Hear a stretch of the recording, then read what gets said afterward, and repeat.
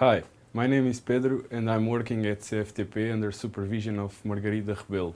My master thesis is Aspects of Physics Beyond the Standard Model in the Leptonic sector, which, as of 2017, basically means neutrinos. First of all, what is the Standard Model? After the last century, combining quantum mechanics and relativity, special and general, became arguably the main goal of physics. From the effort of combining special relativity and quantum mechanics resulted our best description of the quantum behavior of fundamental particles, the Standard Model. Okay, seems good, but what are neutrinos then? Neutrinos are some tiny particles like the electron that you had no idea that existed. Don't feel bad because physicists also had no idea they existed until Pauli proposed them in 1930 to preserve the principle of conservation of energy and were later experimentally detected in 1956 by Rines and Cohen.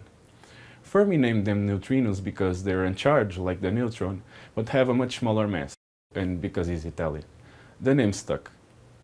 Because of these properties, their dominant way of interaction is via the weak interaction, an interaction responsible for the decay of unstable nuclei. As the name indicates, it is weak, so they are extremely hard to detect. Millions pass through your body and you had no idea, right? Okay, but why are neutrinos relevant? Well, in 2015, Kajita and McDonald were awarded the Nobel Prize for conducting experiments that led to the establishment of neutrinos as massive particles, since they oscillate between flavors. Flavors? Flavors are just a funny name for the species of a particle. In the leptonic sector of the Standard Model, there are 6 flavors, the famous electron and his 2 heavier and also negatively charged brothers, muon and tau, and 3 neutrinos. Each neutrino is associated with a charged lepton, because in a weak interaction mediated by the W boson, they always appear together. If we define a species of neutrinos as the neutrino that comes along with the muon, we are talking about an interaction state. The thing is, real particles are mass states, states with a definite mass that propagate respecting the rules of special relativity and quantum mechanics. In general, each interaction state will be a different superposition of all the mass states of the particle.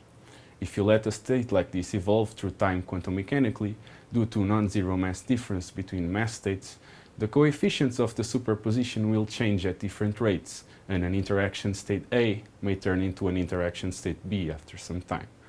So this oscillation can only happen if they don't have the same mass, which implies that all 3 of them can't be massless, contrarily to what was thought for a long time. So the matter of neutrino mass is still away from being resolved, missing the values, their ordering, but most importantly the answer to the question, why are their masses so small comparing to other particles? Surprisingly, this might be related to the fact that they have no charge. The connection between these 2 things lead to an idea named seesaw mechanism. The idea behind the seesaw mechanism is simple. Since neutrinos are neutral, they can have something special, a Majorana mass term.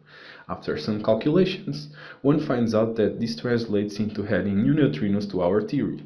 The origin of this Majorana mass term is not the Higgs mechanism, so we can make these new neutrino states very heavy.